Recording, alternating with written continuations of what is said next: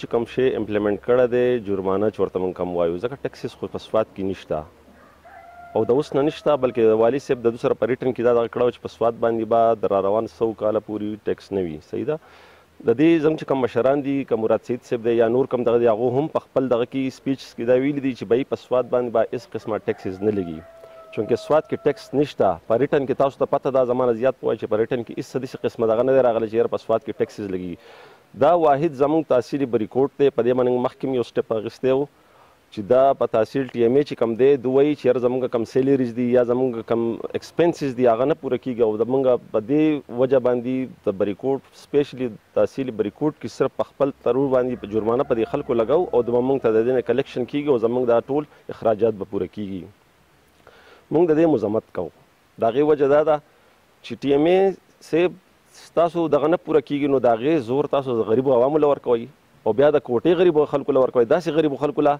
چې د هغو تاسو ته پته ده چې نن سبا حالات څه دي ټول بهر ملکونه چې دي خلک ریجکټډ شو خلک راولېږلی شو دلته کې ټول زموږ چې کم دی پروفیټ مارجن څه دی چې موږ به دوی دغه پوره کوو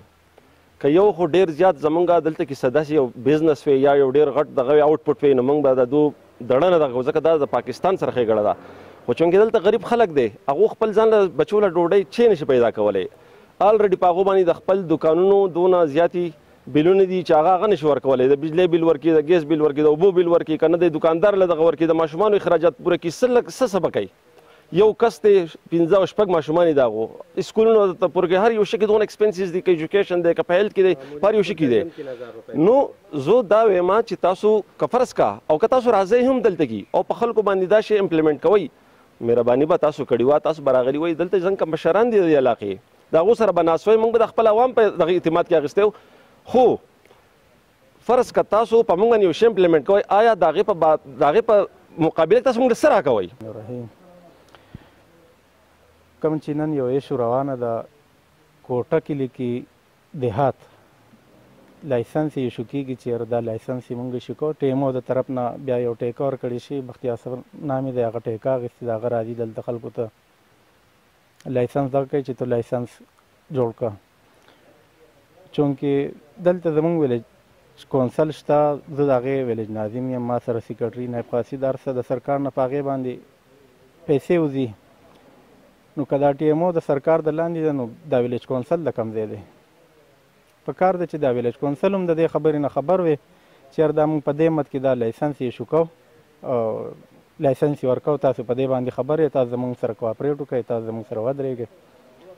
چونکې داسې هېڅ نشته نه موږ د دې ټیکې نه خبر یو چې یاره دا ټیکه په کوم وخت کې ورکړې شوې ده په کوم وخت کې اخیستلې شوې ده د دې څه طریقه کار دی نه زموږ دفتر ته څه چټۍ شته په کار ده چې دا ویلیج کونسل د تحصیل انډر کې دی په کار ده چې موږ ته دې څه چټۍ شوی وي نو داسې هېڅ نشته خو یو غونډهګردي شروع ده هر سړی راځي او خپل ټیکس لګوي او ټیکس ټولوي د دې موږ بالکل خلاف یو زه د دې خپل ویلیج کونسل د دې غریبو عوام سره یم او د دوی نه دي دا ټیکس چې کم دي په کم طریقه ټولوي نو دا ناجایزه ده کوټیشن ورکړی دی د کوټیشن نه بعد بیا ای بیډینګ شوی دی د ای بیډینګ نه بعد بیا یو مقرره کس ته چونکې دا ټیکه میلاو شوي ده 7 لاک یا 8 لاک سمثینګ باندې او د هغې پیسو د پوره کولو لپاره به مینیمم ځای نه دی د لایسنس فیس په 8 کې راولي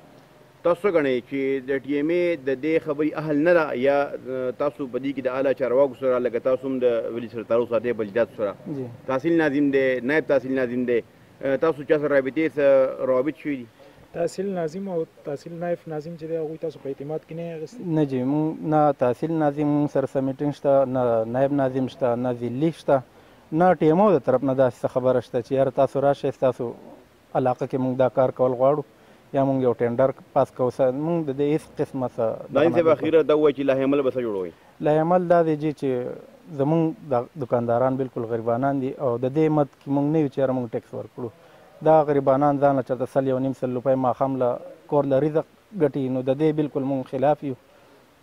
دا مونږ نشو ورکولی ټیکس دا د دې ځانه په نیبرهوډ کې کوي په بریکوټ کې دننه دي کوي خو دا په دې زما خو خپل ذاتي مو د دې قوم هو دا خیال دی چې موږ نه دا ټیکس منو او نه دا لایسنس فیس منو هېڅ هم منو که د دې سره به زموږ دا حتی الوسي کوشش کوو قانون له به ځو عدالت ته به ځو خو دو داسې نه پرېږدو چې دی به راځي او نن به یو وایي چې ما ټیکه اخیستې بل به بله ورځ بل ټیکه اخیستې او راځي او د خلکو نه به لکه په مرکز کې ستاسو حکومت دی په صوبه کې ستاسو حکومت دی نو څه ګڼئ تاسو به د الله چارواکو سره به دې رابطې نه کوئ بالکل به کوو وینا به هم کوو ستاسو په وساطت سره هم مراد صاحب د دې یو 2 پیرې دغه کړی دی 3 پیرې چې په سواد کې ټیکس د سره نیسي که تو خپو ته سملی او که سر ته خو منډه به راځې دا ټیکس دی دا بل هېڅ شی ونه دی دا ګرانو کتونکو څنګه چې تاسو د ایم پی نیوز په سکرین باندې وکته چې په کوټه کلي کې دغه غونډه وشوه چې ټول دکانداران سماجي او سیاسي خلکو پکې ګډون وکړو دوی د ټي ایم اے د ټیکس یا د لایسنس فیس خلاف احتجاج وکړو او دوی دغه وینا ده چې موږ په هیڅ طریقه باندې هم دغه ټیکس یا دغه لایسنس فیس نه منو تر یو بل پروګرام پورې خپل کوربه مظفر شاه باچا له سره د کیمرامین صدام سره اجازت ورکوي د لوی الله په امان